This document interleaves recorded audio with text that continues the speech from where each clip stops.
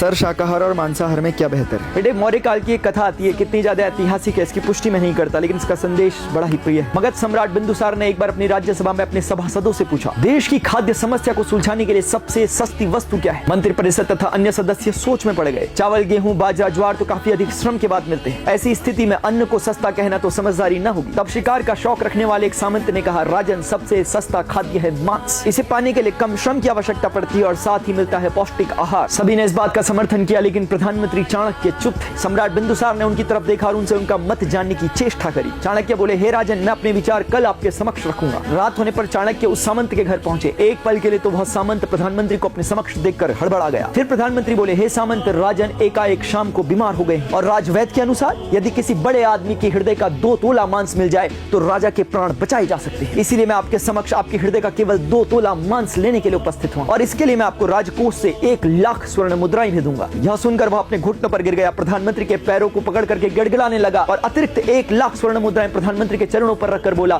कृपया कर आप किसी अन्य सामंत के 2 तोले हृदय का मांस इससे खरीद ले। इसी प्रकार प्रधानमंत्री पूरी रात बारी बारी से प्रत्येक सामंत से मिले, लेकिन स्वाभाविक रूप से किसी के भी 2 तोले हृदय का मांस उन्हें न मिल पाया। अपितु बदले में किसी सामंत ने 1, 2 तो किसी ने 5 लाख स्वर्ण मुद्राएं दी। इस प्रकार लगभग 2 करोड़ स्वर्ण मुद्राओं का संग्रह कर अगले दिन सूर्योदय के समय राजा के समक्ष चाणक्य प्रकट हुए। सम्राट ने पूछा, यह सब क्या है आचार्य? प्रधानमंत्री बोले, हे राजन, यह केवल 2 तोला मांस खरीदने के लिए इकट्ठी की गई धनराशि है और विडंबना तो यह है कि यह भी अपर्याप्त है। अब आप स्वयं ही विचार करें कि मांस कितना सस्ता है। हे राजन, जीवन अमूल्य है। हम ये न भूलें, जिस प्रकार हमें अपना जीवन प्यारा है उसी प्रकार से जगत के प्रत्येक प्राणी को अपने जीवन से प्यार है। लेकिन फर्क इतना है कि वह अपनी और अपनों की हत्या का मुकदमा दर्ज नहीं कर सकता और मनुष्य अपने प्राण बचाने के लिए हर प्रकार के संभव प्रयास करता है। साम, दाम, दंड, भेद, हर नीति का प्रयोग करता है। पशु बोल नहीं सकते, अपनी व्यथा को हमें बता नहीं सकते, तो क्या यह कारण पर्याप्त है उनकी हत्या कर देने का? अब मैं आपसे पूछता हूँ, यदि उस जीव को जीवन देने की क्षमता आप में नहीं तो उसके जीवन को छीनने का अधिकार आपको किसने दिया?